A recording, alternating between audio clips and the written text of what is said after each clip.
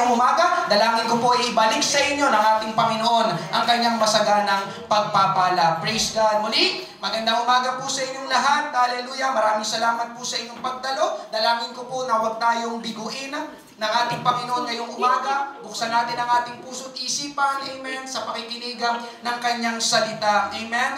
Sa inyong pong mga dalang Bible, Psalm chapter 33, mga awit, kabanata 33. Taong 1891, sa bansang Amerika, ito po yung taon na unang nagkaroon o na-instalan ng kuryente sa White House. Yung White House po ay parang Malacanang dito sa Pilipinas. Tawag po sa kanila ay White House, kung saan nakatira ang Pangulo ng bansa o ng Estados Unidos. Ito po ay sa panahon ni President Benjamin Harrison at ang First Lady na si Caroline Harrison. Ito po yung panahon na bibihira pa ang kuryente, kaya parang ignorante ang mga tao sa kuryente. Ayon sa kwento ni Ike Hoover, siya po yung electrician na kalaunan ay naging White House Chief Usher. Sabi niya, yung mag-asawa na Pangulo at First Lady ay takot hawakan o hipuin yung switch para bumukas at pumatay ang ilaw. Takot daw silang hawakan, hipuin yung switch kasi baka makuryente sila.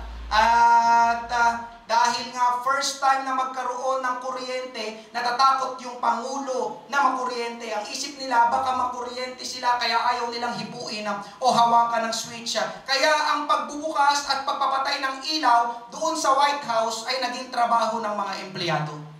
Biruin nyo, magbubukas ka lang ng switch ng ilaw, no? Inutos pa niya sa kanyang mga empleyado. Sabi ni Hoover, siya kasi yung isa sa nagbubukas ng mga ilaw sa White House. May araw daw na bubuksan niya yung ilaw, tapos ay kailangan niya nang umuwi pagdating ng gabi. Kaya ang nangyayari ay naiiwan yung mga ilaw sa White House ng bukas. At pagpasok niya kinabukasan, bukas pa rin lahat ng ilaw.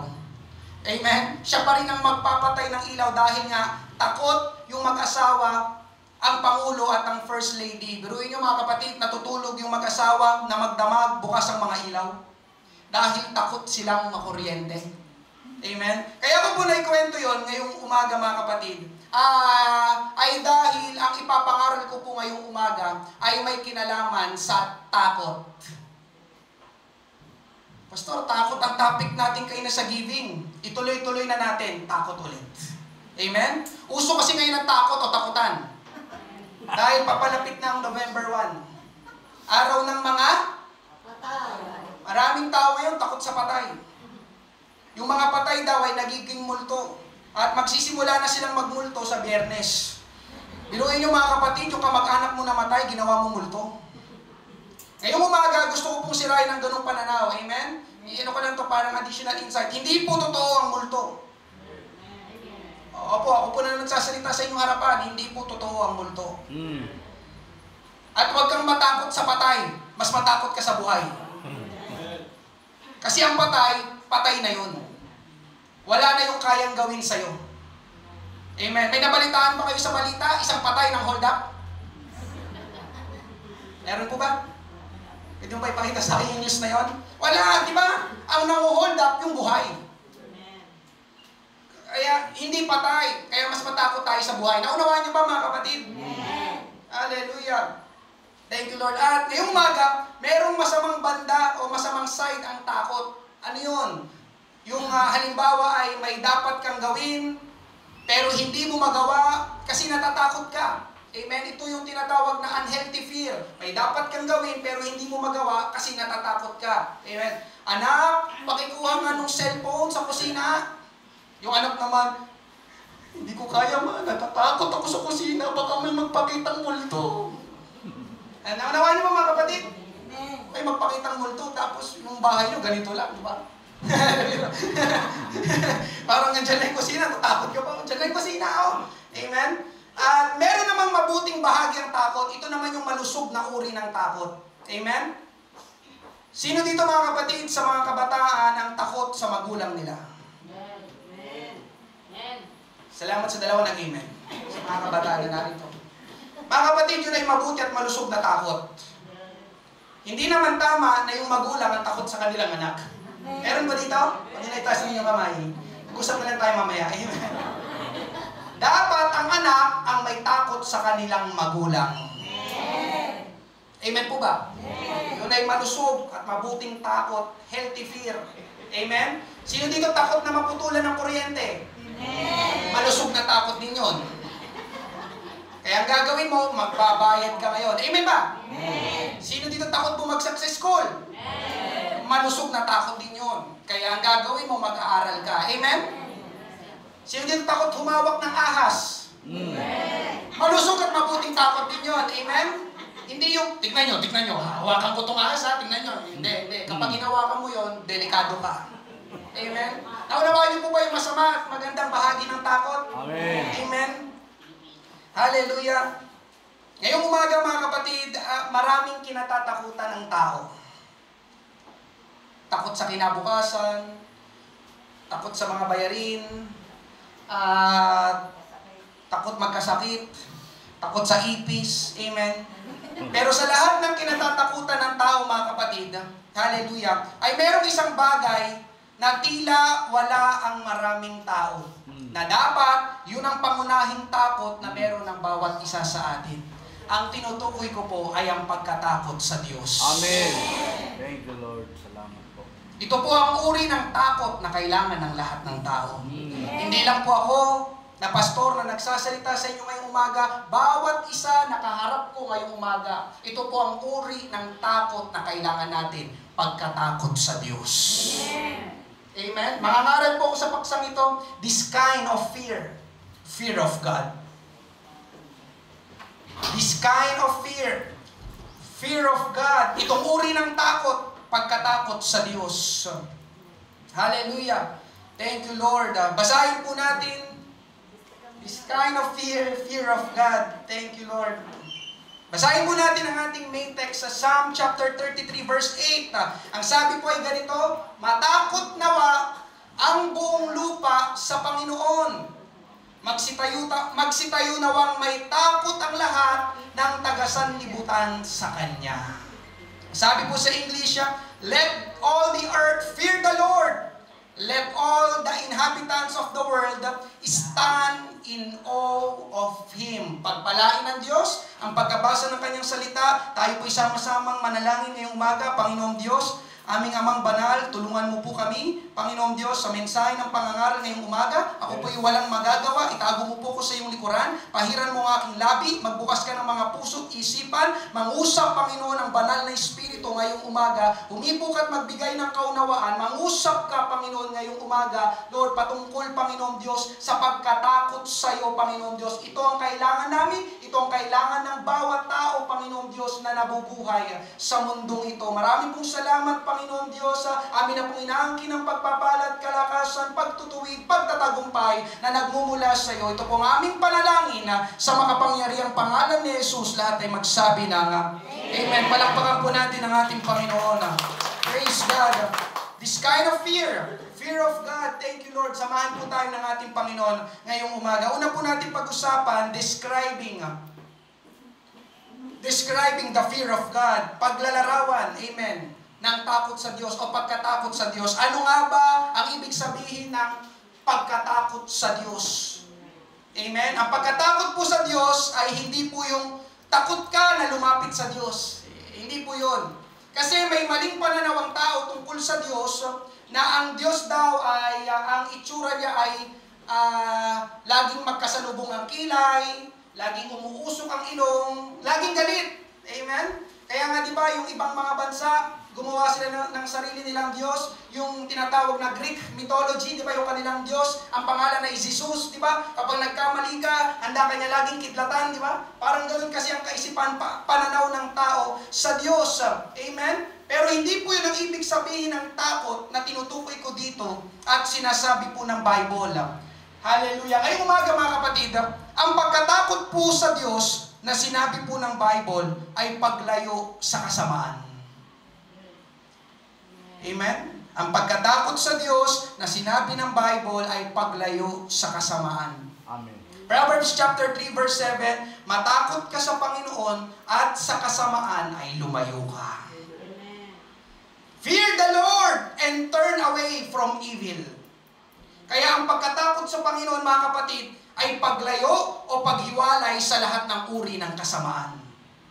Kapag may nakita kang kasamaan, kapag may nakita kang masama, amen, ang dapat gawin ay aalis ka, lalayo ka, hihiwalay ka. Mga kapatid, yun po ang ibig sabihin ng pagkatakot sa Diyos.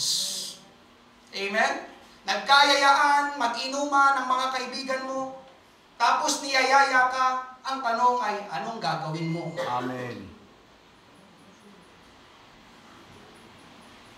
Parang tahimik po ata.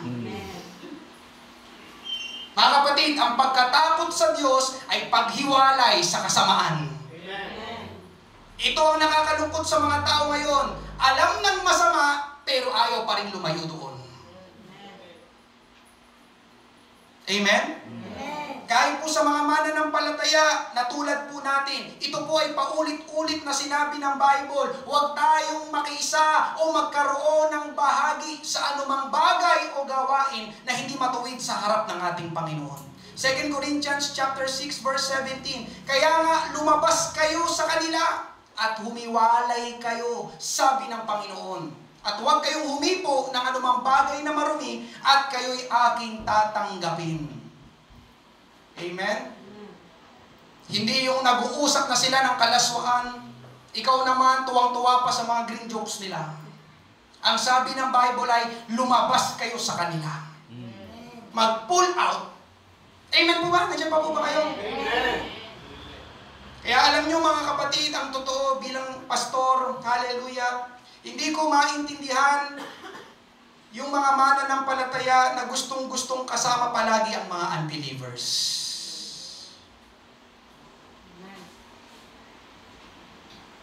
Hindi ko sinabing magalit tayo sa kanila. Ang pinupunto ko ay yung mas gusto pa silang kasama, yung mga unbelievers, kaysa sa mga kapatid mo sa ating Panginoon. Hindi, pastor, may sense kasi sila kausap. Tulad ng ano? Ano yung sense na yon? Tulad ng ano? Anong topic? Nalalayo ka sa Panginoon, may sense ba yon? Okay, maganda, in-expect ko po talagang tahimik ngayong umaga. Amen. Kanina sa inyo Tapos gumagawa na sila ng hindi dapat, tayo parang wala lang. Ang sabi ng Bible, lumayo sa kasamaan. Yun po ang pagkatakot sa Diyos. Tingnan nyo po ang sabi mga kapatid, Ephesians chapter 5, verses 7 to 11, kaya huwag kayong makibahagi sa kanila. Nuulit-ulit talaga ng Bible, huwag kayong makibahagi sa kanila.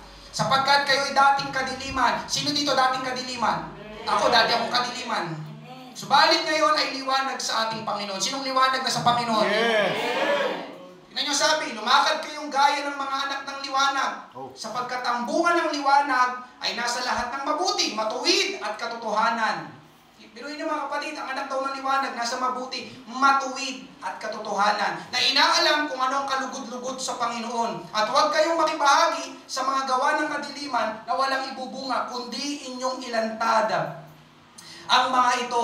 Itong talata na mga binasa natin mga kapatid, ito po ay para sa mga mananampalataya na tumanggap sa ating Panginoong Hesus. Sino pong mananampalataya ngayong umaga? Amen. Ito po ang sinasabi sa atin ng Panginoon. Huwag kayong makibahagi. Ibig sabihin, huwag kayong makisali sa kanila. Sinong kanila? Sa mga hindi mananampalataya. Hindi yung tayo pa yung nangungunan, tayo pa yung promotor. Huwag, kapatid. Hallelujah. Ngayong umaga, kapatid ko sa Panginoon, may takot ka pa ba sa Panginoon? Amen. Parang hina na amen. Amen. Kasi mga kapatid, kung may takot ka sa Panginoon, lalayo ka sa kasamaan. Amen. Naunawaan niyo po ba? Amen. Mahal ko po kayo kapatid sa ating Panginoon. That's why I am preaching this. Amen? Hallelujah. At isa pa mga kapatid, ang pagkatakot sa Panginoon ay hindi lang paghiwalay sa kasamaan, kundi pagkamuhi sa kasamaan at kasalanan. Proverbs 8:13, ang takot sa Panginoon ay pagkamuhi sa kasamaan. Sabi po sa English, the fear of the Lord is to hate evil. Amen? Kaya ang takot sa Panginoon, mga kapatid, hindi ka lang lalayo sa masama, kundi mamumuhi ka pa. Ibig sabihin ng mamumuhi, galit ka sa kasamaan. Amen. Yung salitang hate dito mga kapatid ay mabigat na salita. Amen. Ito po ay consuming emotion. I hate you. I hate this. I hate that. Anong ibig sabihin nun? Talagang ayaw mo, di ba? Pag sinabing I hate you, di ba? Yung talagang ayaw mo makita yung tao na yun, na hate mo. Di ba? I hate this. Ayaw mo mangyari. Itong nangyayari sa iyo ngayon, parang nandidiri ka.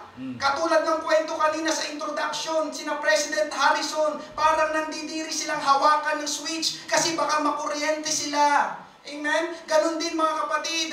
Amen? Ang may takot sa Diyos, hate mo o galit ka sa kasalanan.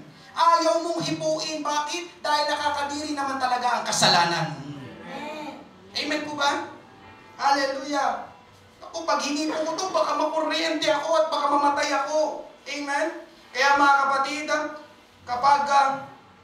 kapag may nag-flash sa cellphone mo, amen, kapag may nag-flash sa cellphone mo na porno, magagalit ka dapat. Ulitin ko, kapag may nag-flash na porno sa cellphone mo, amen, magagalit ka dapat. Mandidiri ka dapat. May kausap po ba ako ngayong umaga? Amen. Yun po ang pagkatakot sa Diyos. Amen? Pastor, hindi ko naman kasalanan eh. Biglang nag-flash lang sa cellphone ko. At diba, tsaka pinanood ko lang naman, Pastor. Hindi ko naman ginawa. Ayun ang tao. Magaling talaga tayo magdahilan para makalusot. Amen?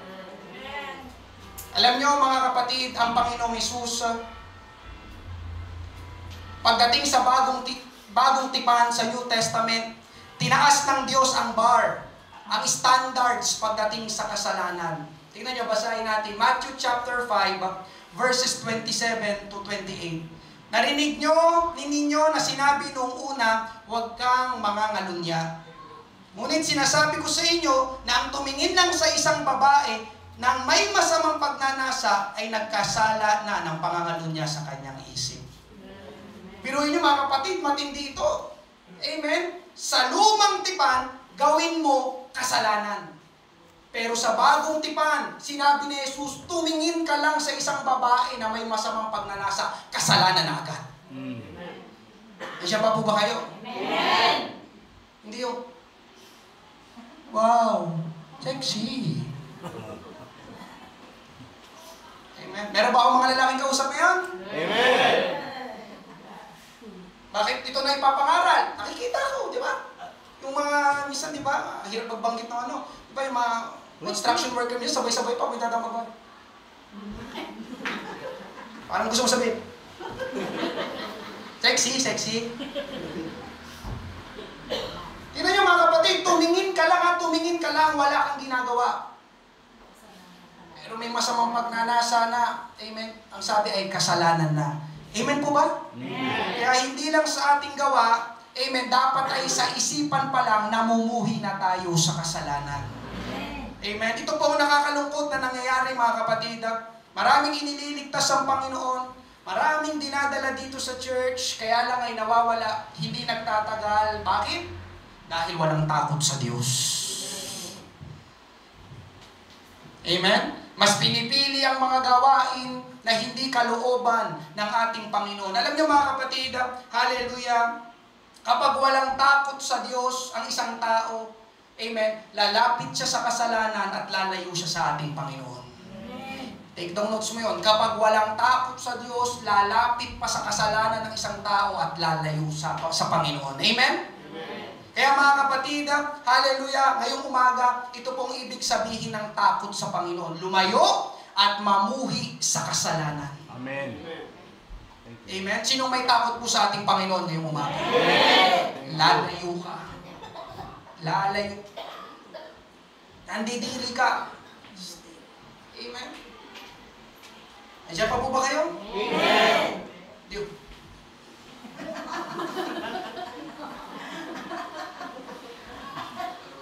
In Jesus' name, di ba? Hindi dapat ito. Amen? Pangalawa, pag-usapan natin mga kapatid, losing the fear of God. Losing the fear of God. Ito po ang pinakamalaking problema ng buong sanlibutan. Ano yun mga kapatid? Maraming tao ang walang takot sa Diyos. Amen? Ulitin ko po, ito ang pinakamalaking problema ng buong sanlibutan, ng buong sangkatauhan. Maraming tao ang walang takot sa Diyos. Amen? Sa lugar ng Florida, ito po ay sa ibang bansa, may isang piloto ang nagpasya, nababati siya ng bagong taon sa pamamagitan ng pagsusulat sa ulap. Amen? Yung gumagawa siya ng mga words sa ulap. Kaya lang, maraming mga residente ang nakakita na nagpanik. Sabi nila, naku, baka terorista yan, yung piloto na yan. Ang akala nila ay terorista yung bumabati sa kanila mula doon sa Himpapawid. At may nagsabi ng ganitong comment, taga doon sa lugar nila, sabi ay ganito, it tells a lot about our nation. We have no fear of God, but we are terrified of the terrorist. Sa Tagalog ay ganito, marami itong sinasabi tungkol sa ating bansa, wala tayong takot sa Diyos, ngunit takot tayo sa mga terorista. Amen. Katulad na sinabi ko kanina, maraming mga tao ngayon ang may kinatatakutan. Tama lang, matakot ka sa terorista, matakot ka sa NPA, o matakot ka sa masasamang mga tao, masasamang mga bagay. Pero mga kapatid, kamusta naman yung ating pagkatakot sa Diyos? Amen? Hindi lang sa kanilang bansa, kundi maging dito sa Pilipinas, amen? Maraming kinatatakutan ng mga Pilipino, pero walang takot sa Diyos. Sa ating pong main text, amen? Psalm chapter 33 verse 8, balikan natin yung ating main text. Matakot nawa ang buong lupa sa Panginoon, magsitayo nawang may takot ang lahat ng taga-sanlibutan sa Kanya. Mga kapatid, bakit sinasabihan tayo ng Panginoon na matakot tayo sa Kanya? Alam niyo po ang sagot, mga kapatid? Mahirap kasi kapag walang kinatatakutan ng tao. Andiyan pa po ba kayo? Amen? Kaya alam niyo mga kapatid, tingin kayo lahat sa akin. Hallelujah. Hindi magiging maganda o mabuti ang kahihinatnan ng buong sanlibutan. Amen? Gaya ng nangyayari sa panahon natin kapag ang tao walang kinatatakutan. Kaya mga kapatid, kung ako po tatanungin nyo, pabor ako na ibalik ang death penalty. Amen. Parang tahimik ata kayo. Amen. Naunawaan niyo po ba ako? Ang lupit mo naman, pastor! Mga kapatid, sabi ko nga, mahirap na walang kinatatakutan ang tao. Amen? Amen. Bakit tayo matatakot sa death penalty? Bakit ka matatakot sa death penalty kung wala ka namang gagawin masama? Amen po ba? Amen. Takot ako sa death penalty. Bakit? May gagawin ka masama? Amen? Ang death penalty ay para sa mga gumagawa ng kasalanan at kasamaan. Amen? Di ba? Bakit tumataas ang bilang ng mga krimen? Walang kinatatakutan ng tao. Amen? Sinabi ko kanina mga kapatid na ang kawalan ng takot sa Diyos ang pinaka-problema ng mga tao. Amen? Dahil yun ang pinakasanhi kung bakit grabe ang kasamaan, karahasan, kasalanan na ginagawa ng mga tao. Yung first point kanina mga kapatid, ang pagkatakot sa Diyos ay paglayo sa kasamaan. Amen? Kapag nawala ang takot, kapag nawala ng takot sa Diyos o walang takot sa Diyos, mga kapatid, sa halip na lumayo sa kasamaan at kasalanan, amen, ang mangyayari, gagawa pa ng kasalanan. Kasi nga, walang takot sa Diyos. Amen po ba? Amen. May nagsabi ng ganito, si Chuck Colson, ang sabi niya ay ganito, without ultimate justice, tatagalugin ko na lang, kung walang sukdulang hustisya, nalulusaw ang pakiramdam ng mga tao sa moral na obligasyon. Ibig sabihin ng moral, ano yung tama, ano yung mali, ano yung mabuti, ano yung masama, nalulusaw daw yun. Amen? Nasira ang mga ugnayang panlipunan. Ang mga taong walang takot sa Diyos, sa lalong madaling panahon, ay walang takot sa tao. At walang paggalang sa mga batas at otoridad ng tao. Alam niyo mga kapatid, itong sinabi ni Chuck Colson, amen, totoo ito. Kapag ang tao ay walang takot sa Diyos, mawawalan din siya ng respeto sa kanyang kapwa. Amen? Amen. Hindi po dito usapin kung ano ang katayuan ng isang tao. Mga kapatid, listen, basta ang isang tao ay walang takot sa Diyos, gagawa siya ng kasalanan. Amen. Yun lang yun. Basta ang tao, walang takot sa Diyos, gagawa siya ng kasalanan. Tignan niyo mga kapatid, yung namumuno sa ating pamahalaan. Matatalino sila. Galing sila sa mga prestihiyosong paaralan. Mahal ang tuition fee. Nagtapos pa na may honor. Tama ba? Pero nagagawa nilang magnakaw sa kaban ng yaman ng bansa. Mabuti bang pagnanakaw? Hindi. Kasalanan yun. Pero bakit nila nagagawa yun? Dahil walang takot sa Diyos. Amen? Hindi ko po sinasabing lahat ng nasa pamahalaan, pero I believe meron. Amen po ba? Amen. Kaya kahit matalino ang isang tao, kung wala naman siyang takot sa Diyos, gagawa siya ng kasamaan. Gaano katalino, kataas ang IQ ng isang tao, galing ka sa maganda at prestiyosong paaralan, gumraduate ka pa na may honor, summa cum laude. Pero tingnan nyo, di ba? Magnanakaw, gagawa ng kasamaan kasi walang takot sa Diyos. Amen? Amen. Hallelujah. Ganon din mga kapatid, di ba? Yung kahit sikat, kahit maraming pera, tignan nyo yung mga artista, di ba? Sikat, maraming pera, di ba? Hinahangaan ng mga tao, kasal sa kanilang asawa, pero tignan nyo mga kapatid, kaya nilang iwanan ang kanilang pamilya at sasama sa ibang tao. Anong tawag doon? Pangangalunya. Bakit nila nagagawa yun? Dahil walang takot sa Diyos. Andiyan pa po ba kayo, mga kapatid, sa ating Panginoon? Hindi usapin kung sino ka, anong estado ng iyong buhay.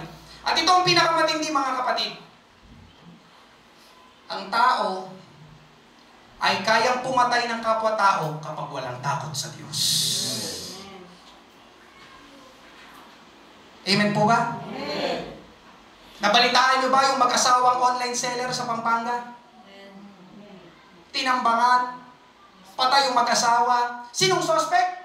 Kumpare at kumare nila mismo. Kaya mga kapatid, dagdag ko lang ito, mag-ingat.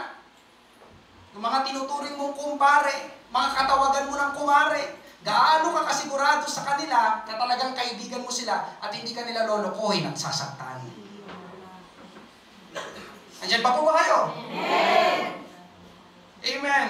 Pero yun mga kapatid, bakit nagawa yun ng kanilang mga mismong kaibigan pa nila, malalapit, halos araw-araw nilang kasama, nakakangitian nila, amen, nakakabatian nila, nakakasama nila sa kainan, di ba? Amen. Pero bakit nilang nagawang patayin yung kanilang mga kaibigan? Dahil walang takot sa Diyos. Amen? Doon napapasok ang inggit. Doon napapasok ang kasakiman. Amen? Kaya walang kaibigan kapag inggit na at kasakiman ang pinag-usapan. Gagawan ka talaga ng masama. Amen? Pero yun yung mga kapatid, di ba? Yung napanood ko yun, sabi ko, grabe talaga ang tao. Amen. Biruin nyo, yung mag-asawang yun, na suspect, alam nila na may isang anak yung mag-asawa. Pero sa kanila, wala kaming pakialam kahit may isang anak sila na may iwan. Basta makuha namin ang gusto namin. Basta mamatay lang sila. Mga kapatid, ganun ang nagagawa ng tao kapag walang takot sa Diyos. Amen po ba? Amen. Diba ang salimuot? Mga kapatid, yun ang nangyayari sa ating kapaligiran, sa ating kapanahunan. Amen? Hallelujah. Kaya nagsasabi sa atin ang Panginoon, amen, matakot nawa ang buong lupa sa Panginoon. Sinasabihan tayo ng ating Panginoon dahil grabe, matindi ang mangyayari kapag ang mga tao ay walang takot sa ating Panginoon. Kanina umaga, nandito yung mga bata mula sa Kastule, di ba? Ang kukulit, ang titigas ng ulo. Amen? Kasi, di ba, lumalaki sila sa kanilang lugar, di ba? Yun nga, siguro, sinasagot-sagot din nila magulang nila, di ba? Kaya pagdating dito, bilang pastor, kailangan kong ingatan ng church, di ba? Nausap ko sila, church ito, hindi to playground. Sabi ko, anong pinagmamalaki nyo? Tahimik sa lahat. Kasi mga kapatid, kapag ang tao walang kinatatakutan, wala. Hahaba ang sungay. Tama ba? Amen. Kaya dapat bata pa lang, amen? Dapat matuto silang matakot. Amen? Lalo sa mga nakakatanda. At sa inyong mga anak, dapat ang ating mga anak may takot sa atin. Amen po ba? Alam niyo mga kapatid, ang totoo, nakakaawa ang mga tao na walang takot sa ating Panginoon. Nakakaawa. Dahil ang tingin sa kanila ng ating Panginoon ay mga mangmang. Paano ko nasabi? Biruin niyo mga kapatid, hindi nila alam kung ano ang mabuti sa masama. Nalilito sila. Kaya ang nangyayari, napagbabaliktad nila ang mabuti sa masama at masama sa mabuti. Di ba kamangmangan yun? Nagiging marunong sila sa sarili nilang pangunawa. Basahin natin Isaiah chapter 5, verses 20 to 21. Nakakaawa kayong mga nagsasabi na ang masama ay mabuti at ang mabuti ay masama. Ang kadiliman ay sinasabi niyong liwanag at ang liwanag ay sinasabi niyong kadiliman. Ang mapait ay sinasabi ninyong matamis at ang matamis ay sinasabi ninyong mapait. Nakakaawa kayo, kayong mga nag-aakalang kayo'y marurunong at matatalino. Pero yung mga kapatid, nakakaawa ang mga tao. Amen, na hindi man lang nila alam kung anong mabuti sa masama, kung anong tama sa mali, kung anong dapat sa hindi dapat. Amen? Amen. Hallelujah! Sa panahon natin, di ba? Hinahangaan ng mga malalakas uminom ng beer. Okay lang bote ka. Dalawa lang. Ay, mahina. Ako, di ba? Kaya ko, 3 case. Anong nakakabilib doon? Sinisira mo ang kidney mo, nakakabilib ba yun? Andiyan pa po ba kayo? Amen. Hindi po ako galit, nangangaral lang po. Diba? Sabi ng Bible, mga kapatid, nakakaawa. Yun ang mga tao yun eh, kung anong masama, diba? Yun ang hinahangaan, yun ang gustong-gusto ng mga tao. Amen. Pare, ilan ang chicks mo? 3 lang. Ay, mahina. Ako, 6 chicks ko. Ang sisiw. Ang nakakabilib doon, di ba? 6 daw ang chicks niya, nakakabilib doon. Sinisira mo pamilya mo, nakakabilib ba yun? Nandiyan pa po ba kayo? Sabi ng Bible, nakakaawa. Nakakaawa. Nakakaawa. Tapos meron pa ngayon yung tinatawag na situational ethics. Ano yung situational ethics? Yung kaya sumikat at naging bayani si Robin Hood. Magnanakaw siya at binibigay sa mahihirap. Total, mayayaman naman ang ninanakawan ni Robin Hood eh. Tapos, tignan niyo, pastor, nagbibigay pa siya sa mahihirap. Kaya ayos lang yon. Mga kapatid, yung ginagawa niya, pagnanakaw pa rin yun. Eh nga tao eh, magaling tayong gumawa dahil para makalusot. Ang tawag doon, situational ethics. No. Kasalanan pa rin yun. Amen? Ganon ang nangyayari sa panahon natin. Amen? Pinapababaw ang kasalanan, pinapalitan ng label ang kasalanan, pumupurol ang ating pananaw sa kasalanan. Amen? Kapag ang tao ay magsimulang mawala ng takot sa Diyos. Alam niyo mga kapatid, kaya ako ipinapangaral ito ngayong umaga, ay dahil marami ang masisira kapag ang tao ay nawala ng takot sa Diyos. Ulitin ko, kaya ko ito pinapangaral ngayong umaga ay dahil marami ang masisira, madadamage kapag ang tao ay nawalan ng takot sa Diyos. Unang-una mga kapatid, unang-una na ang buhay ng tao. Masisira ang buhay ng tao kapag nawalan siya ng takot sa Diyos.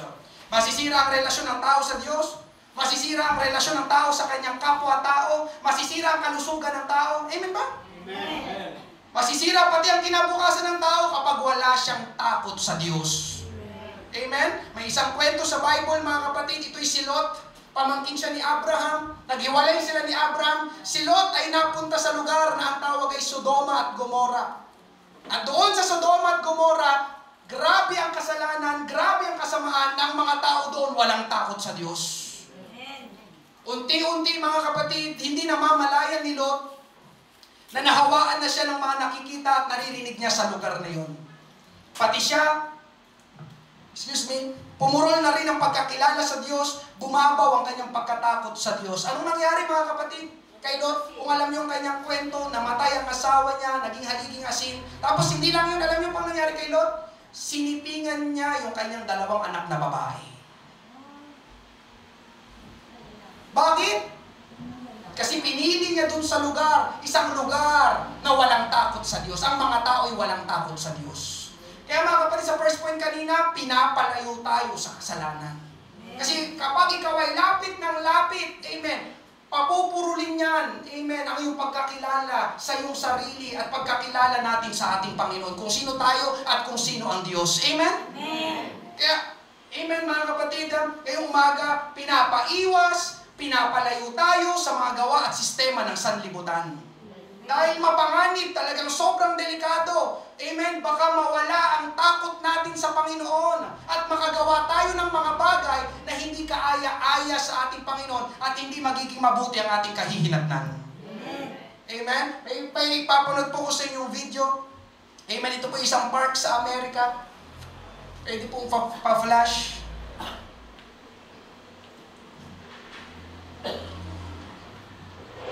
New at 10, Yellowstone National Park is once again reminding visitors to keep their distance from wild animals. This comes after a 9-year-old girl came face-to-face with the bison Monday near Old Faithful. NBC Montana's Dion Bronson reports. This is footage that's leaving everyone across the country in awe. I think that's terrifying. That's scary. I would assume that that'd be a pretty terrifying experience because I can't even imagine being closer and being attacked by one. The crown jewel of national parks is once again at the center of a viral video. This time, a 9-year-old Florida girl tossed like a rag doll by a bull bison.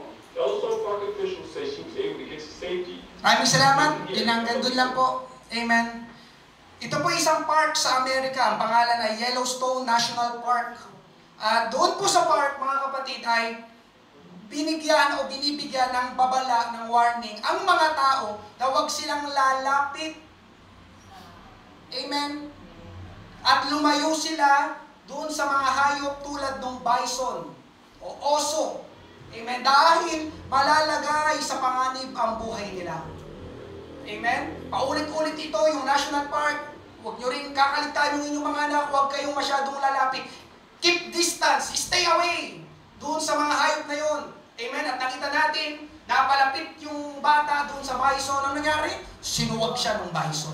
Mga kapatid, yun ay larawan na ang Diyos ngayong umaga nagbibigay ng babala sa atin na tayo magkaroon ng takot sa Diyos. At ang pagkatakot sa Diyos ay paghiwalay sa kasamaan, paghiwalay doon sa bison, na kapag ikaw ay masyadong nalapit doon sa bison, susuwagin ka ng kasalanan. Amen. Amen? Amen. Lagi nagpapaalala sa ating Panginoon, kagaya ng management ng park na yon, huwag kayong lalapit doon sa maiilap na hayop na yon. Malalagay sa panganib ang inyong buhay. Amen po ba? Amen. Hallelujah. Kaya mga kapatid, ngayong umaga, ang pagkatakot sa Panginoon ay isang bagay. Ang pagkatakot sa Panginoon ay isang bagay na hindi dapat mawala sa ating puso. Ulitin ko, ang pagkatakot sa Panginoon ay isang bagay na hindi dapat mawala sa ating puso. Kapag nawala yan sa iyong puso, nasa panganib ka. Ulitin ko, kapag nawala ang pagkatakot mo sa ating Panginoon, nasa panganib ka. Hindi lang ang buhay mo maapektuhan, pati yung mga taong malalapit sa iyo, believe me, lahat yan damay-damay na. Amen? Kaya this kind of fear, itong uri ng takot, amen, ang pinakakailangan ng tao, fear of God. Amen. Pangatlo, panghuli, ngayong gabi, the blessings of fear of God. Ang mga pagpapala ng pagkatakot sa Diyos. Siyempre, merong mga pagpapala. Amen. Sa lahat ng takot na meron ng tao, ang takot po sa Diyos ang pinakamabuti. Bakit? Dahil ito po ay nagdadala ng mga pagpapala sa tao.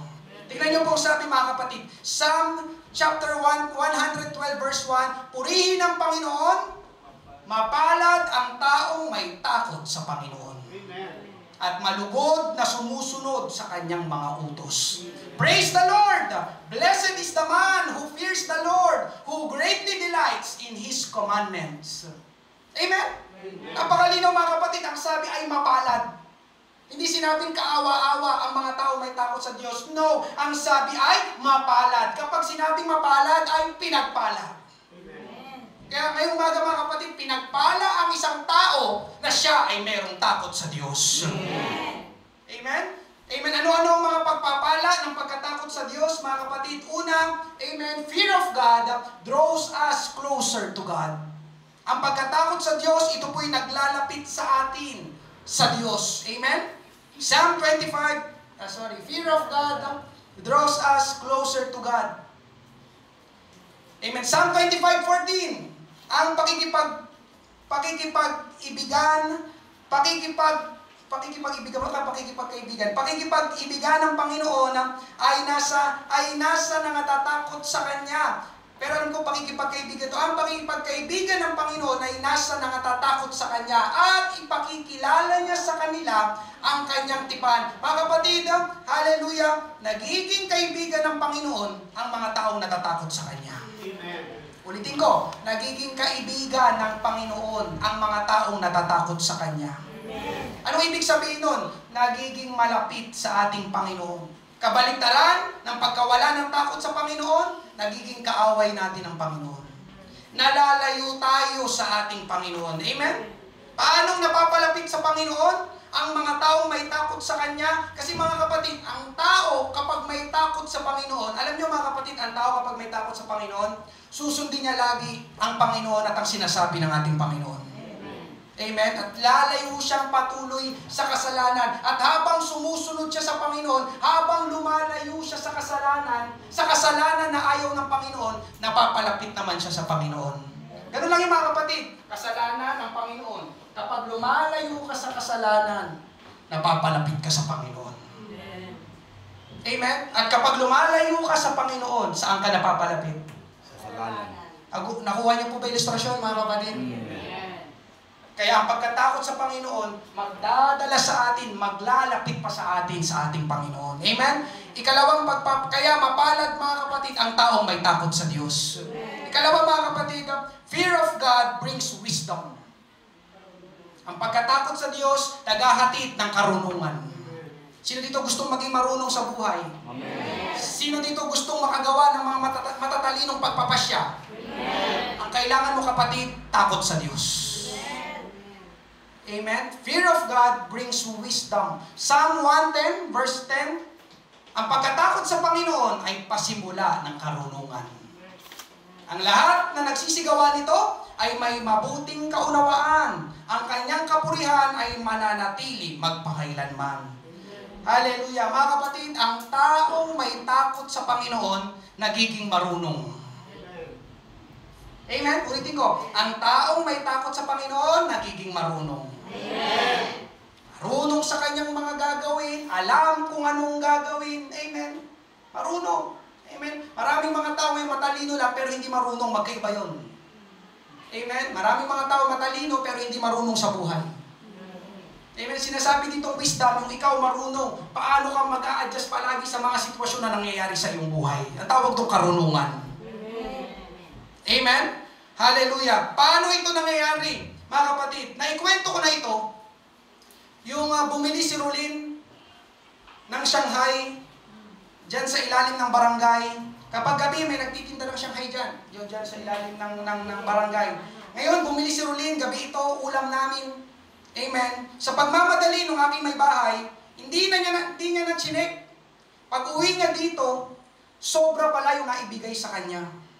May naibigay na 5 pirasong dynamite na hindi naman niya binili. In-order lang namin Shanghai, pati naibigay sa kanya na dapat sa ibang tao ay naibigay kay Rulin, sa misis ko. Dynamite.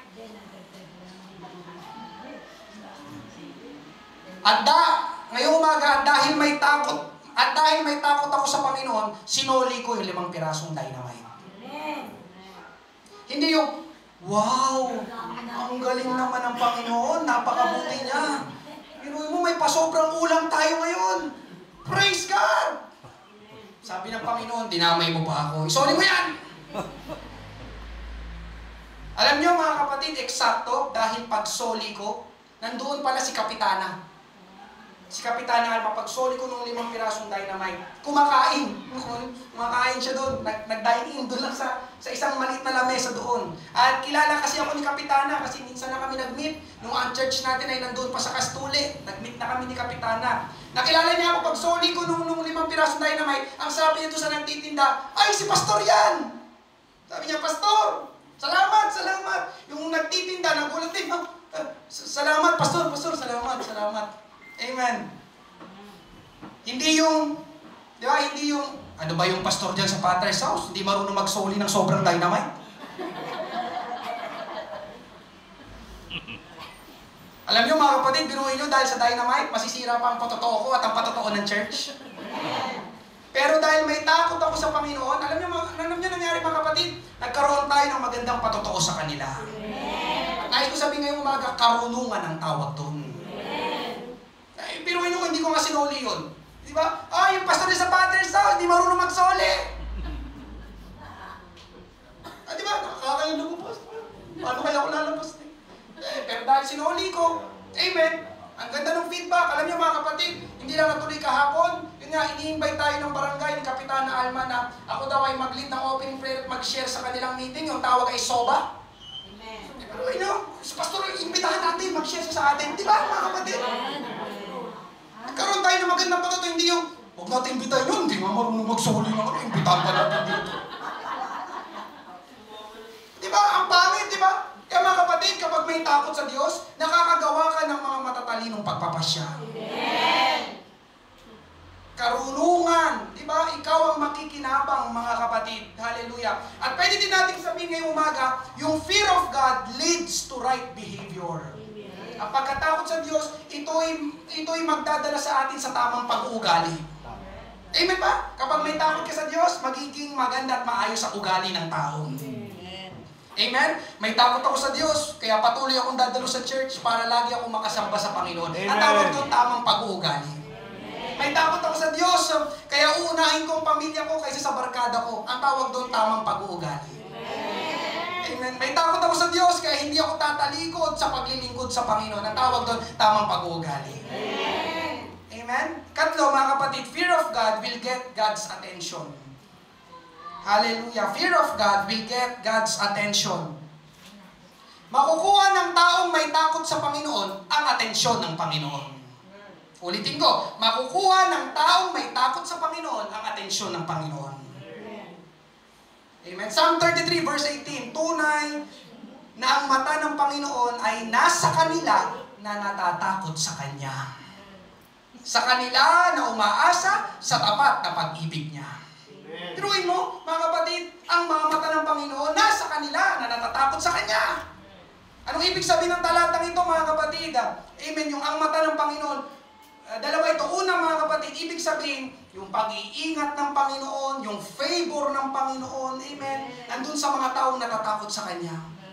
Alam niyo mga kapatid, kung merong pagpapalain ng Panginoon, ang uunahin ng Panginoon, yung mga taong may takot sa Kanya. Bakit? Dahil nasa kanila ang mga mata ng Panginoon. Kung merong pagpapalain ng Panginoon, uunahin niya kung saan siya lagi nakatingin. Uunahin niya kung saan siya lagi nakatitig. Sino yung mga yon? Yung mga may takot sa Kanya. Amen? Hallelujah. At isa pang ibig sabihin nito, mga kapatid, ang mga mata ng Diyos ay ang mga mata ng Diyos nasa kanila. Ibig sabihin, mga kapatid, yung tinitignan tayo ng Diyos na pinagmamalaki na tayo. Alam niyo ba, mga kapatid, yung mga taong may takot sa ating Panginoon, pinagmamalaki na? Pastor, may tagpo niya sa Bible? Oo. Pinagmamalaki niya kay Satanas. Gaya ng ginawa niya kay Job. Job chapter 1, verses 7 to 8. Sinabi ng Panginoon kay Satanas, saan ka nang galing? Sabi niya sa Diablo, kay Satanas. Sumagot sa Satanas sa Panginoon, sa pagpaparod parito sa lupa, at sa pamamanhik manaog doon. Verse 8. At sinabi ng Panginoon kay Satanas, napansin mo ba ang aking lingkod na si Job? Wala siyang katulad sa lupa, isang walang kapintasan, at matuwid na lalaki na may takot sa Diyos. At lumalayo sa kasamaan. Pumunta si Satanas sa ating Panginoon. Satanas, kamusta? Saan ka galing? Sabi Satanas, nandito, nahanap ng mga bibiktimahin ko. Amen. Sabi ng Panginoon, anyway, nakita mo ba yung lingkod ko na si Job? Doon sa lupa.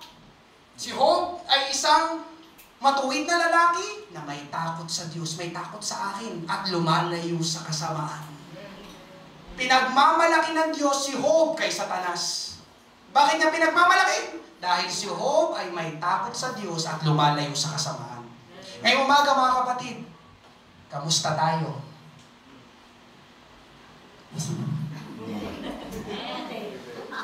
Pinagmamalaki kaya tayo ng Diyos kay Satanas. Amen. Satanas, kita mo ba yung anak kong dumadalo sa Padres House Pateros? Takot sa akin yun. O si Satanas ang nagmamalaki sa Diyos. O, kita mo, Panginoon, yung isang kapatiran doon? Walang takot sa'yo, hindi sumusunod sa'yo. Sa akin, sumusunod.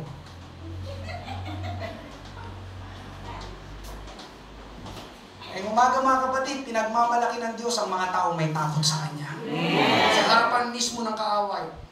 Look at him! Look at her! Sabi ng Diyos, may takot sa akin, tao na yan. Umalayo sa kasamaan. Amen? Ngayong umaga mga kapatid sa akin pagtatapos, ipinangaral ko po ito para hindi para lang may mapag-usapan tayo ngayong umaga. Ipinangaral ko po ito para sabihin sa bawat isa na ang pagkatakot sa Diyos ay hindi lang dapat na ginagawa ng isang beses. Amen. Alam mo ba kapatid sa ating Panginoon, ito talaga ang duty, ang buong katungkulan ng tao dito sa lupa. Amen. Ulitin ko. Amen? Alam mo ba kapatid sa ating Panginoon, itong ipinapangaral ko ngayon na napapakinggan mo na pagkatakot sa Diyos, ito talaga ang duty, ito talaga ang buong katungkulan ng tao dito sa lupa. Amen. Basahin natin, Ecclesiastes chapter 12 verse 13. Ito ang wakas ng bagay, lahat ay narinig. Matakot ka sa Diyos at sundin mo ang kanyang mga utos, sapagkat ito ang buong katungkulan ng tao. Malinaw po ba mga kapatid? Amen. Hindi lang basta isang katungkulan, ang sinabi ay buong katungkulan ng tao. Matakot sa Diyos. Amen.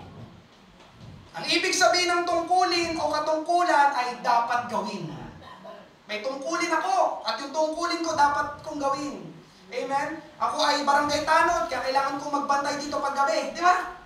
Amen? Parang ganun. Kaya duty ng tao ang matakot sa Diyos. Alam niyo mga kapatid, hallelujah, ito pala ang buong katungkulan ng tao, ang matakot sa Diyos. Amen.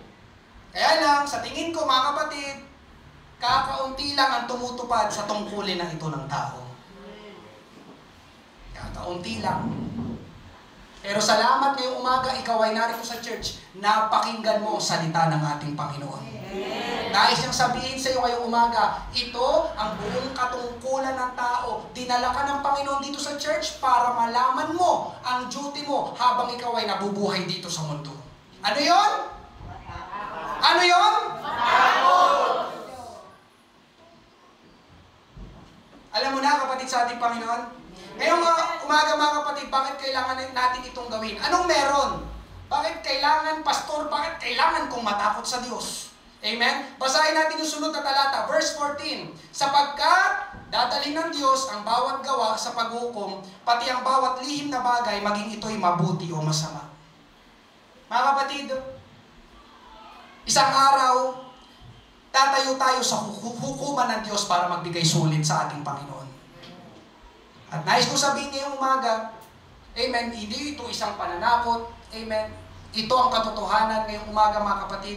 Kapag hindi tayo lumayo sa kasalanan, kapag wala tayong takot sa ating Panginoon, alam niyo mga kapatid, may masamang lugar tayong kalalagyan sa ating Panginoon. Ulitin ko, may masamang lugar na hindi mo pinangarap at hindi mo pangangarapin na puntahan pagkatapos ng buhay mo dito sa lupa. Amen? Amen? Magtatapos po ako sa ganitong kwento. Ilang taon na pong nakalipas, merong hari sa Hungary na natagpuan niya ang sarili niya sa matinding kalungkutan. Lungkot na lungkot itong hari na ito. Kaya ang ginawa niya ay ipinatawag niya ang kanyang kapatid na isang prinsipe. Pagdating ng kapatid niya, ang sabi ng hari ay, alam mo kapatid, isa akong grabing makasalanan at natatakot ako na makaharap ang Diyos, sabi nitong hari. Aminado itong hari na ito.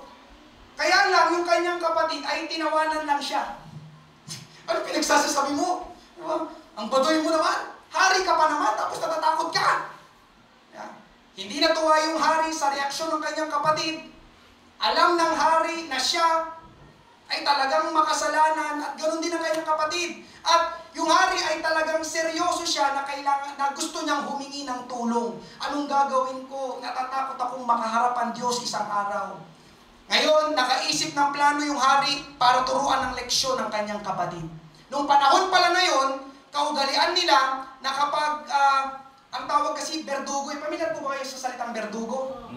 Parang parang pumamatay ito, berdugo. Executioner sa English o tagapatay. Kaugalian nila noon na kapag ang berdugo ay magpapatunog ng trompeta sa harap ng pintuan ng bahay ng isang tao, anumang oras, yun ay isang hudyat na siya ay aakayin para bitayin. Biglang pupunta sa tapat ng bahay mo isang berdugo, magpapatunog ng trompeta, at yung tao dun sa loob ng bahay na yon na tinapatan ng berdugo, paglabas niya, aakayin siya para siya ay hatulang bitayin. Ngayon, ang ginawa ng hari ay ipinadala niya ang isang berdugo sa bahay ng kanyang kapatid sa kalaliman ng gabi. At pagdating doon sa bahay, humihip ng malakas na trompeta yung berdugo. At narinig ng kapatid ng hari yung tunog ng trompeta. At alam niya kung anong ibig sabihin ng tunog na yon. Kaya nanginginig, nagmadali siyang magbihis, binuksan ang pinto at nakita nga niya yung executioner o yung berdugo sa tapat ng kanyang bahay. Agad-agad kinuha siya, kinaladkad, at namumutla na dinala sa harapan ng hari. Kasi alam niya, yung tunog na yun, tunog ng bitay yun. Kaya takot na takot yung prinsipe, namumutla siya sa harapan ng kanyang kapatid na hari. Nagsalita ang prinsipe, kapatid kong hari, bakit mo ako pinadakip at hahatulan? Nanginginig at takot na sinabi ng prinsipe. Sumagot yung hari ng ganito, kapatid ko, kung ang paningin sa isang taong berdugo ay lubhang kakilakilabot sa iyo, hindi ba ako na labis na nagkasala sa Diyos ay matatakot na dalhin sa harap ng hukuman ni Kristo? Sabi ng hari, kung ikaw takot na takot ka sa berdugo kasi hatulan kang mamatay, paano pa ako na isang araw, na isang makasalanan, haharap ako sa hukuman ni Kristo? Hindi ba ako matatakot? Mga kapatid, yun ang katotohanan ngayong umaga. November 1 sa Friday, di ba? Araw ng mga patay kasi may mga namatay. At isang araw tayo rin mamamatay. Haharap sa Diyos. At delikado na ikaw ay haharap sa Diyos na wala kang takot sa Kanya nung ikaw ay nabubuhay dito sa lupa. Amen? Yun po ay isang ilustrasyon na kung wala man tayong kinatatakutan ngayon o kung wala tayong takot sa Panginoon, mga kapatid, listen, ngayong umaga, I pray, mamaya paglapit mo dito sa altar call, hingiin mo na buksan ng Panginoon ang iyong mga mata na makita mo ang tunay na estado ng iyong buhay. At makita mo kung sino ang Panginoon. Amen? Sino siya? Anong dapat gawin sa Kanya at anong dapat mong gawin sa iyong buhay. Para nang sa ganun, mga kapatid, magkaroon tayo ng takot sa ating Panginoon. Kasi hanggat hindi mo nakikita ang totoong estado, kalagayan ng iyong buhay, patuloy ka sa iyong mga ginagawang maling kasalanan, mga kapatid, malalagay sa alanganin at magkakaroon ka palagi ng mga malalaking problema sa iyong buhay. Ang kailangan ay takot sa Diyos. Amen. Panghuling verse, mga kapatid. Tingin tayo lahat sa monitor. Matthew chapter 10, verse 28. Huwag kayong matakot sa mga gustong pumatay sa inyo. Ang katawan lang ninyo ang kaya nilang patayin, pero hindi ang inyong kaluluwa. Sa halip, matakot kayo sa Diyos, na siyang may kakayahang puksain ang katawan at kaluluwa ninyo sa impyerno. Andyan pa po ba kayo? Andyan pa po ba kayo? Huwag ka daw matakot sa kayang pumatay lang ng katawan mo, pero walang kayang gawin sa kaluluwa mo. Ang Diyos, kaya niya ilagay ang ating kaluluwa sa impyerno. Pag wala tayong takot sa Kanya. Nandiyan pa po ba kayo? That's why I'm preaching this. Matakot ka sa Diyos. Amen. Hingiin mo sa Panginoon ngayong umaga, huwag kang lumabas sa lugar na ito na wala kang takot sa Diyos. Amen? Kaya ngayong umaga, ito pong uri ng takot na kailangan natin habang tayo po ay nabubuhay. Amen. Ang pagkatakot sa Diyos. Palakpakan, pasalamatan, purihin po natin ang ating Panginoon. Habang bawat isa ay nakayuko, amen, wala po nakikipag-usap sa kanyang katabi. Ito po isang seryosong bagay. Hallelujah, ang pangangaral na ito, maya-maya ating katatagpuin ang ating tunay at buhay na Diyos. Mga kapatid, alam ng Panginoon ang ating buhay. Alam ng Panginoon ang ating mga ginagawa. Hallelujah. Ang tanong mga kapatid, yan ba'y nakakapagbigay ng kaluburan sa Kanya? Tayo ba ay meron takot sa Diyos? O tayo ba ay meron pa rin takot sa Diyos? Mga kapatid, mapanganib sa isang tao na siya'y mawala ng takot sa Diyos. Nabasa natin yung huling talata, Matthew 10:28. Mamaya pag uwi mo, pwede mo ulit basahin. Sa halip, matakot kayo sa Diyos. Na kayang ilagay ang ating kaluluwa pagkamatay natin doon sa lugar na ayaw nating puntahan. Amen? This kind of fear, ito ang takot na kailangan ng lahat ng tao. Takot sa Diyos. Kapatid, pag meron ka nito, nabasa mo yung mga pagpapala na hatid sa bawat isa ng pagkatakot sa Diyos. Totoo ang Bible, mararanasan mo yun. Kabaliktaran doon sa pagkawala sa takot sa Diyos. Ngayong umaga mga kapatid, meron bang first time? Hallelujah! Nais kitang pangunahan sa isang panalangin. Kailangan mo si Jesucristo sa iyong buhay. Amen. Siya lang ang daan, ang katotohanan at ang buhay. Walang makaparoroon sa Ama, kundi sa pamamagitan lang ni Jesus. Siya ang makakapagligtas sa atin, siya ang makakapagdala sa atin sa buhay na walang hanggan sa langit. Meron po ba ngayong umaga? Hallelujah, first time hindi mo pa tinatanggap si Jesus sa iyong buhay, itong tamang pagkakataon, huwag mong palampasin ang oras na ito. Meron po ba? Hallelujah. So, hallelujah. So, kung wala po mga kapatid, tayo po palang lahat dito ay mga mananampalataya. Salamat sa ating Panginoon. Napakinggan natin ang pangangaral ng kanyang salita ngayong umaga, this kind of fear. Fear of God. Hallelujah. Mananalangin tayo. Manap ka na yung lugar dito sa harapan. Ating kausapin, ating katagpuin ang ating tunay at buhay na Diyos. Hallelujah. Thank you, Lord. Thank you, Lord. Praise God, praise God, praise God.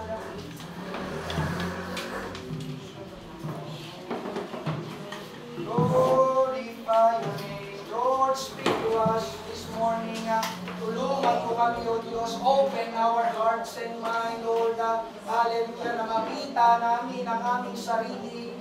Hallelujah, sa iyong harapan, Panginoon, na linisin mo kami sa aming mga karumihan, patawarin mo kami sa aming mga kasalanan. Ituwid mo, Panginoon, Lord, ang aming mga gawa, ang landas na aming nilalakaran, Panginoon. Tulungan mo kami, O Diyos, na magkaroon kami ng takot sa iyo, Panginoon.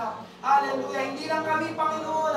Hallelujah, marami pang mga tao sa labas na kailangan nilang magkaroon sa kanilang puso ng takot sa iyo, Panginoon. Ito ang pangunahing problema ng mga tao. Hallelujah, sa aming kapanahunan, sa aming lipunan, Panginoon, ang mga tao walang takot sa iyo. Tulungan mo po, Panginoon Diyos, kahabagan mo po kami. Kailangan ka namin, Panginoon.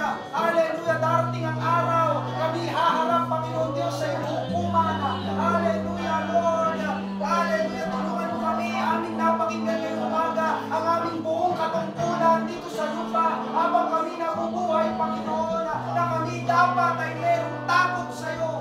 Panginoon Diyos, hallelujah. Tulungan mo kami sa aming mga ginagawa sa araw-araw, Panginoon. Tulungan mo kami lumayo sa kasamaan, lumayo sa kasalanan, Panginoon. Hallelujah. Mabuhay kami ng may katuwiran, mabuhay kami ng may kamanalan, Panginoon. Hallelujah. Gamitin mo ang aming buhay na maging instrumento, Panginoon, na aming maihatid din sa iba, aming masabi din sa iba, ng aming mga mag-anak. Kailangan din nila magkaroon ng takot sa iyo, Panginoon. Kailangan ka rin nilang tanggapin, Panginoon Jesus. Hallelujah. Glory, glory, glory.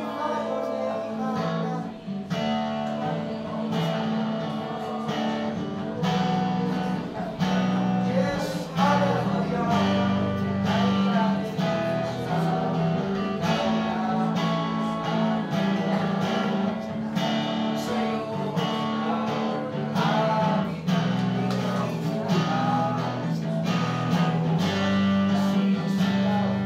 Tayo po'y magsitayong lahat, pupurihin ka, O Diyos. Pupurihin ka, O Diyos. Ang aming alay ay pagasamba, kaluwalhatian, buong karangalan.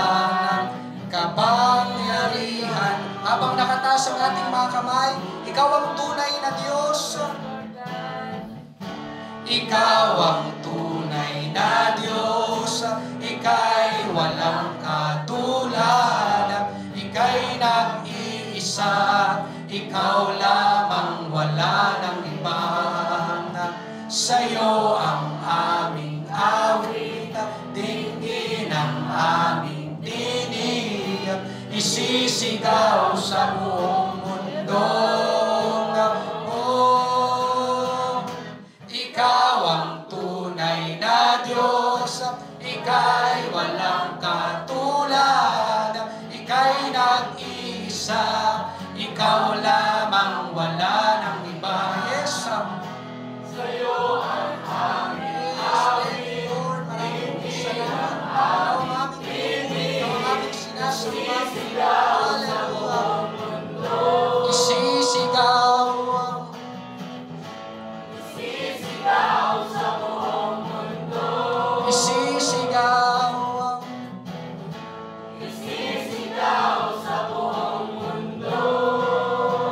Kadakilaan. Simulan natin magpuri, sambahin ang ating Panginoon Diyos. Karapat dapat siya sa ating mga pagpupuri. Hallelujah. Parangalan, luwalhatin ang ating Panginoon. Hallelujah. Hallelujah. Glory, glory, glory.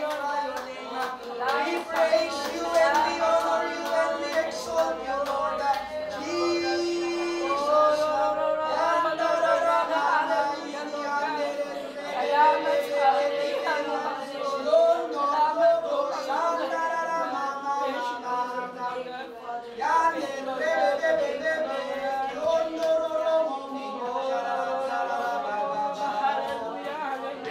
Jesus. Praise God, praise God. Hallelujah. Thank you, Lord. Thank you, Lord. Thank you, Jesus. Hallelujah. Mga kapatid, ang ating Panginoon, hallelujah, ay palaging nagpapaalala sa atin. Bawat araw na ibinibigay sa atin ng Panginoon, ang tawag dyan ay pagkakataon.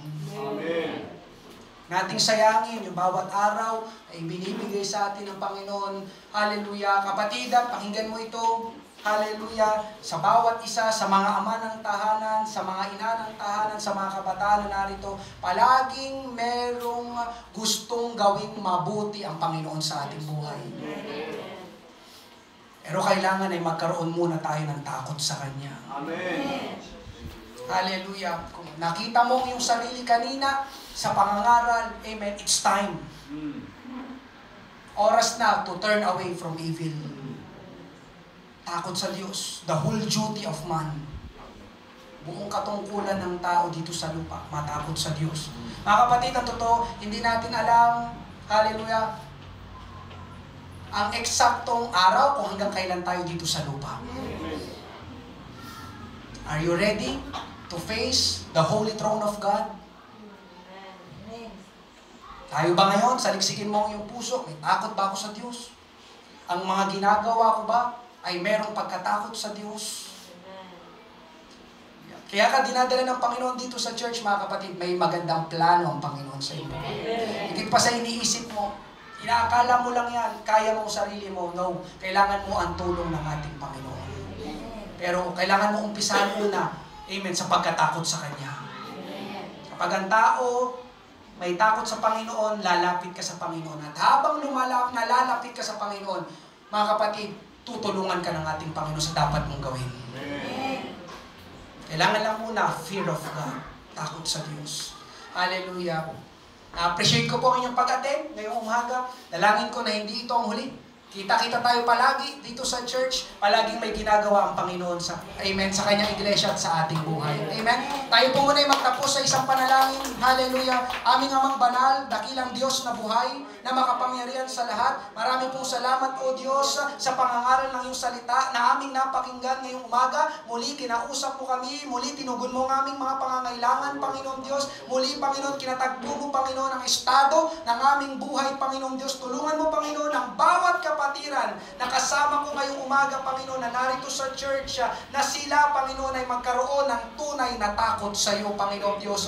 Tulungan mo kami sa aming mga gagawin, sa aming paglabas, Panginoon, aming bantayan ang aming mga kilos, ang aming mga iniisip, ang aming mga sinasabi, Panginoon Diyos. Hallelujah. Ng aming mga gagawin palagi, Panginoon Diyos. Hallelujah. Ay palaging magkaroon, Panginoon, ng takot sa iyo. Panginoon Diyos, maraming salamat sa mga pagpapala na patuloy mo pinagkakalob sa amin, patuloy mong ayusin, ituwid ang aming buhay, lalo na, Panginoon Diyos, ang aming relasyon sa aming kapwa, Panginoon.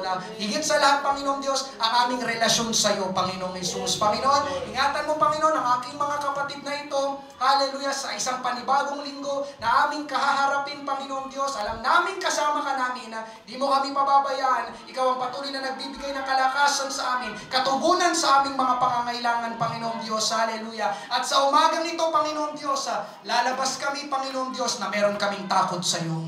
Marami pong salamat, Panginoon. Hallelujah. Ito pong aming panalangin. Ibalik mo po kami sa susunod na gawain. Sa iyo lamang ang pinakamataas na papuri, pagsamba, karangalan at kalwalatian, Panginoon. Ito pong aming panalangin sa makapangyarihang pangalan ni Jesus. Lahat ay magsabi ng Amen. Thank you, Lord. Praise God. Thank you. Maraming salamat po. Amen. Sa inyong pagdalo ngayong umaga. Mag-ingat po pag-uwi. Hallelujah. Pagpalain po kayo ng ating Panginoon.